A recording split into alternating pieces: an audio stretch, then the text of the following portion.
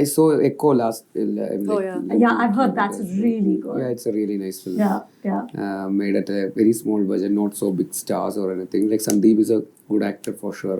Like for an upcoming talent for sure to look forward to. But felt so happy that such a movie like that got such a good reception from the audience. Like they're promoting such a film, made it very low budget, but they collected 5 times the budget or something.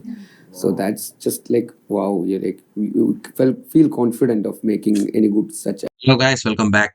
Country's finest concept films come from the Malayalam industry అని అనడంలో ఏం doubt లేదు. ఈ eco cinema కూడా అదే కేటగిరీలోకి చెందుతుంది. Last 1 month నుంచి Netflix లో ఇది స్ట్రీమ్ అవుతుంది అండ్ సోషల్ మీడియాలో కూడా మంచి బజ్ క్రియేట్ చేస్తుంది. అందుకనే ప్రొడ్యూస్ చేసిన దానికంటే 5 times రెవెన్యూ క్రియేట్ చేయడం జరిగింది. మరంత సీన్ ఇందులో ఉందా బ్రదర్ అని అడిగితే ఉందనే చెప్పాలి. ఎందుకంటే 1 month నుంచి నెట్ఫ్లిక్స్ లో స్ట్రీమ్ అవుతున్నా సరే ఓన్లీ మలయాళంలో మాత్రమే స్ట్రీమ్ అవుతుండేది. కానీ మొన్న January 3rd నుంచి Telugu, Kannada, Hindi, Tamil so additionally 4 languages లో డబ్ అయ్యి మరి స్ట్రీమ్ అవుతుంది. ఫస్ట్ థింగ్స్ ఫస్ట్, సినిమా నాకు ఎలా ఉందంటే నాకైతే నచ్చింది. నైస్. ఈ సినిమా కిష్కింద కాండం అనే మూవీ డైరెక్ట్ చేసిన వ్యక్తి తీశాడు. ఒకవేళ అది కూడా మీరు ఇంకా చూడకపోయింటే జియో హాట్‌స్టార్ లో స్ట్రీమ్ అవుతుంది. ప్రొసీడింగ్స్ కొద్దిగా స్లోగా ఉంటాయి, but eventually at the end of the film మిమ్మల్ని కట్టిపడేస్తుంది. So if you want give it a try you can try. So ఆ ఫిల్మ్ మేకర్ నుంచి వచ్చిన సినిమా అయినందువల్ల నాకు కూడా ఒక క్యూరియాసిటీ క్రియేట్ అయింది అనమాట చూడాలని. And it didn't let me down. ఈ మలయాళం సినిమాలో హైలైట్ ఏంటంటే the consistently maintain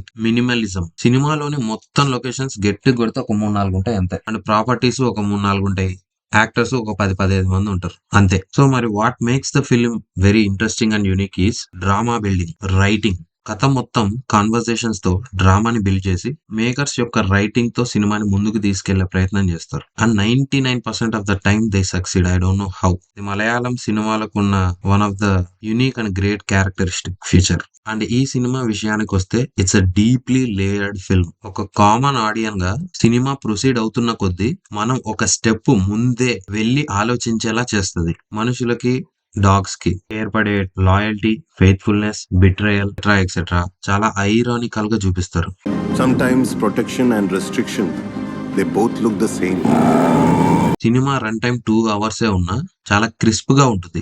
last 2 minutes అయ్యేంత వరకు మనకు అప్పటి వరకు ఏం జరిగింది, ద ట్విస్ట్ ఏంటి అనేది అస్సలు అర్థం కాదు, ఎక్స్పెక్ట్ చేయలేం కూడా. Which makes the film interesting. Music of the film కూడా చాలా బాగుంది, especially BGM. And obviously the actors choice is phenomenal. ఇందులోని యాక్టర్స్ ని మనం ఎప్పుడు చూసామే అన్నట్లుగానే ఉంటుంది. So casting was very very good. కొంతమందికి మలయాళం సినిమాలు అంటే అంతగా ఎక్కకపోవచ్చు, అలాంటి ఆడియన్స్ చాలా మంది ఉన్నారు నాకు తెలిసి. సో ఆ పర్స్పెక్టివ్ నుంచి ఆలోచిస్తే ఈ సినిమా అందరికీ అవ్వకపోవచ్చు.